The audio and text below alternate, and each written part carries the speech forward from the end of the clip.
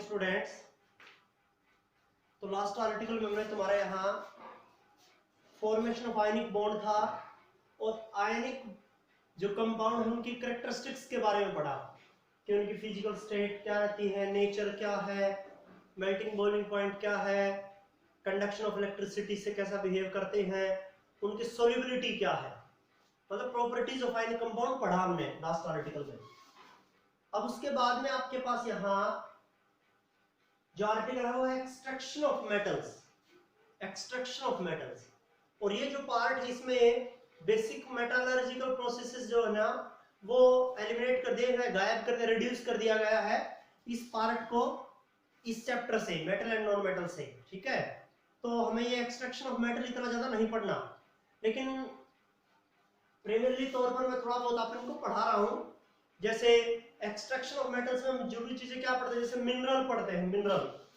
Mineral का मतलब होता है कि मिनरल की डेफिनेशन है जैसे यहाँ, ठीक है, मिनरल। तो मिनरल क्या होता है, the naturally occurring compounds, the naturally occurring compounds of metal at earth crust, the naturally occurring compounds of metal at earth crust is known as minerals। Metal के वो कंपाउंड जो नेचर में हमें यहाँ मिलते हैं, जो नेचर में यहाँ प्रेजेंट है, नेचुरली अक्रिंग कंपाउंड है, जो प्राकृतिक रूप से मेटल जो कंपाउंड यहाँ पाए जाते हैं उन्हें हम कहते हैं मिनरल्स। जैसे आयरन का हेमेटाइट, मैग्नेटाइट, ठीक है, सिडराइट, आयरन पायराइट्स, ये लोहे के, आयरन के क्या है, मिनरल्स हैं जो नेचर में पाए जाते हैं, मिनरल्स। तो naturally occurring compounds of metal found at earth crust is known as minerals. ये चीज आपके पास। दूसरा था आपके पास और क्या होता है, और में आपके पास क्या है, those minerals in which metals are extracted, या those minerals in which metal present in high percentage, and the extraction of metal from it, the process to extraction of a metal is economical, conventionally, comparatively from it, this is known as ore।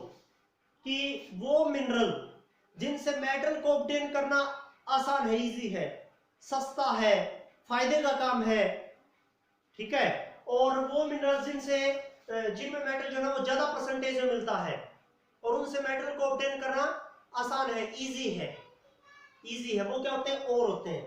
वो mineral जिनसे metal को obtain करना आसान है। ऐसा तो नहीं कि ना सभी मिनरल से मेटल को ऑब्टेन करना आसान होता, नहीं, सभी मिनरल से मेटल को ऑब्टेन करना आसान नहीं होता।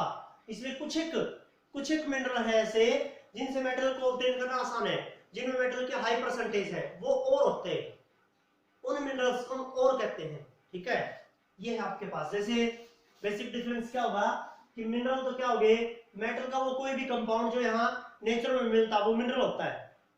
तो मान लीजिए आयरन के 4 मिनरल मिल रहे हैं हमें यहाँ, कौन कौन, सिडराइट, मैग्नेटाइट, आयरन पायराइट और हेमेटाइट, ठीक है, ये मिल रहे हैं आपको।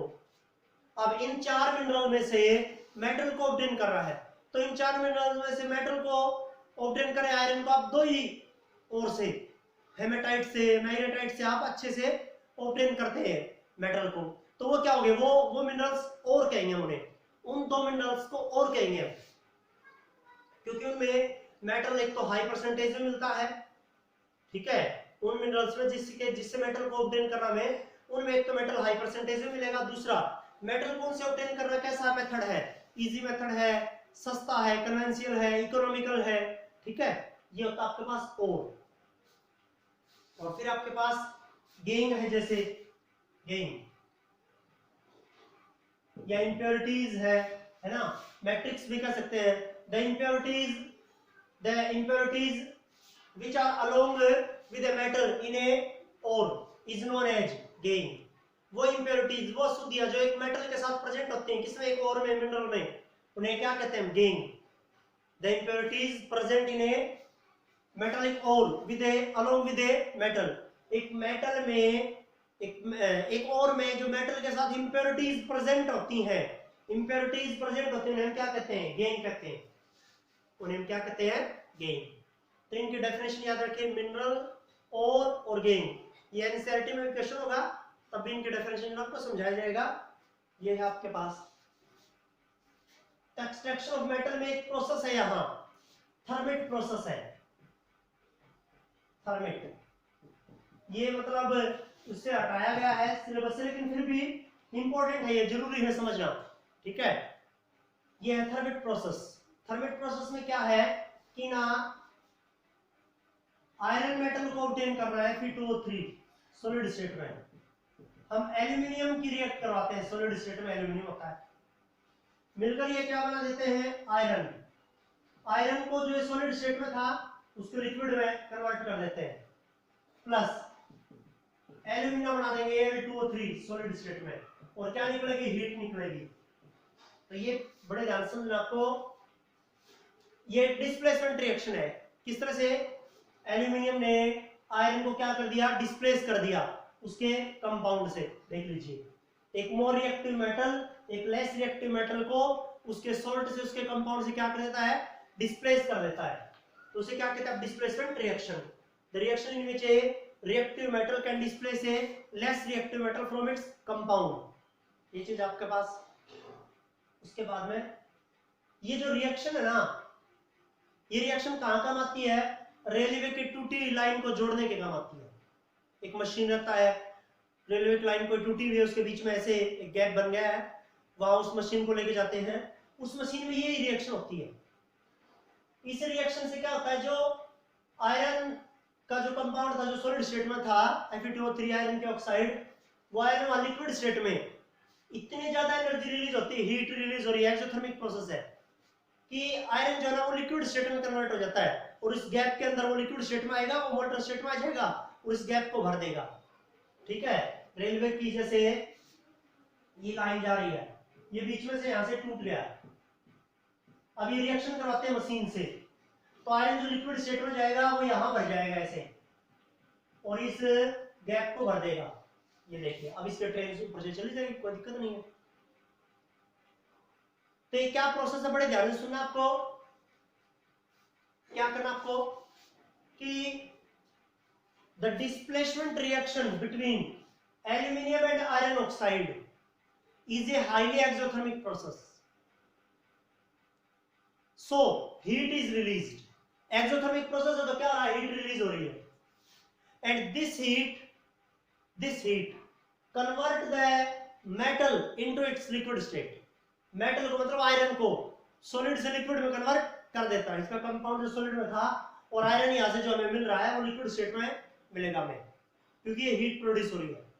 And this iron is used to join the broken railway lines, broken railway lines. This process is known as thermite process. इस प्रोसेस को क्या करें हम, थर्मिट प्रोसेस। इस प्रोसेस को क्या करें हम, थर्मिट प्रोसेस। ये थर्मिट प्रोसेस है, 12th में से एल्यूमिनियम थेरेपी भी बोलेंगे, थर्मिट प्रोसेस याद रखें इसे। ये है आपके पास, इसमें और क्या है, आगे है आपके पास जैसे रिफाइनिंग ऑफ मेटल्स है, रिफाइनिंग ऑफ मेटल। रिफाइन का मतलब प्री शुद्ध करना चीजों को, refining of metal. Refining of metal का मतलब क्या है, मेटल का रिफाइनिंग का मतलब है यहां कि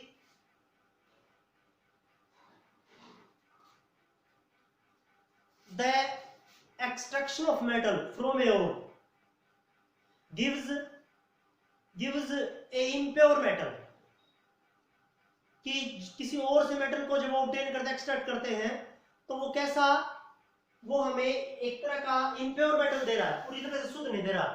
तो to reducing the impurities from a impure metal, impure metal से इम्प्योरिटीज को हटाना इज नोन एज रिफाइनिंग, उसे हम कहते हैं रिफाइनिंग। इम्प्योर मेटल से जितना हो सकता है आप इम्प्योरिटीज को हटाइए, उसे क्या कहते हैं? रिफाइन, परिशुद्ध करना, उसे कहते हैं रिफाइनिंग ऑफ ए मेटल, उसे हम कहते हैं रिफाइनिंग ऑफ ए मेटल। ये चीज आपके पास, या रिफाइनिंग ऑफ ए मेटल में क्या प्रोसेस पढ़ते हैं हम? Electrolytic refining. क्या पढ़ते हैं? Electrolytic refining, electrolytic refining, electrolytic refining पढ़ते हैं। क्या पढ़ते हैं? Electrolytic refining. तो इलेक्ट्रोलाइटिक रिफाइनिंग क्या है? तो इलेक्ट्रोलाइटिक रिफाइनिंग को कैसे पढ़ना आपको बड़े ध्यान से समझना है कि इलेक्ट्रोलाइटिक रिफाइनिंग में क्या है? कॉपर को हमें इम्प्योर कॉपर से ऑब्टेन करना है, ठीक है? तो ये आपके पास क्या होगा? यहां ये होगा इम्प्योर कॉपर है, यहां इम्प्योर कॉपर, जिसकी क्या बनाई हुई है? एनोड। ये एनोड है, मतलब एनोड बनाया गया है किसका? इम्प्योर कॉपर का। ये मेटालिक रोड होती है। एनोड क्या है? एक मेटालिक रोड। किसकी? कॉपर की रोड है। जो इम्प्योर कॉपर है ना, उसका एनोड बनाया गया है। जो अशुद्ध कॉपर है, जिसको हमें शुद्ध करना है, ये है आपके पास कैथोड। ये भी एक मेटालिक रोड होती है, मेटल की एक छड़, किसकी? प्योर कॉपर की बनाई जाएगी, जो कि कैथोड है, जो कि कैथोड है किसका? प्योर कॉपर का, प्योर मेटल का, प्योर मेटल मतलब कॉपर है तो कॉपर का ही। जिस मेटल को आपको प्योर करना है उसकी तो एनोड बनाओ इम्प्योर कॉपर, ये छड़ है। और जिसको आप शुद्ध कर रहे हैं उसी प्योर मेटल का क्या बनाओ? कैथोड बनाओ। इसको इनको किसी इलेक्ट्रिक वायर से जोड़ो, इलेक्ट्रिक वायर बैटरी से जोड़ो। ये वायर है, ठीक है, और आगे जाके बैटरी लगा हुआ है, और ये सॉल्यूशन है, ये सॉल्यूशन है। किसका सॉल्यूशन? ये उसी मेटल का, जिस मेटल को आप क्या कर रहे हैं? प्यूरिफाई कर रहे हैं, उसी का क्या? ये इलेक्ट्रोलाइटिक सॉल्यूशन है, electrolytic, electrolytic solution of metal, उसी मेटल का। यूजुअली क्या होता है उसका? डबल साल्ट रहता है, usually double salt, double salt उसी मेटल का। जैसे कॉपर को आप प्यूरिफाई कर रहे हैं तो कॉपर का ही क्या है? डबल सोल्ट है। कॉपर का ही क्या? डबल सोल्ट आपके पास, जैसे कॉपर सल्फेट, ठीक है, उसी मेटल का। जिस मेटल को आप प्योर कर रहे हैं उसका एनोड बनाओ इम्प्योर मेटल का। जिस मेटल को प्योर कर रहे हैं यहाँ पर, उसकी प्योर मेटल का कैथोड बनाओ। जैसे आपको कॉपर को प्योर करना है तो इम्प्योर कॉपर का एनोड, प्योर कॉपर आपके पास अलग से प्योर कॉपर होता है, उसका कैथोड बनाओ, और कॉपर का ही क्या लो? ये डबल साल्ट, ठीक है, ये था। अब जैसे ही, मतलब आप बड़े ध्यान सुनना है, the metal which is purified, the metal which is purified, ठीक है, जिस मेटल को प्यूरिफाई करना है उसको क्या करना है? अपने इम्प्योर, उसके एक इम्प्योर सैंपल को एनोड बनाना है, ठीक है। The impure sample of a metal is act as anode and the pure sample of that metal is act as cathode, and usually the electrolytic solution of metal M is taken. उसी metal का electrolytic solution लिया जाता है। अब as soon as the electricity is passed, जैसे आप electricity pass करेंगे, the impure metal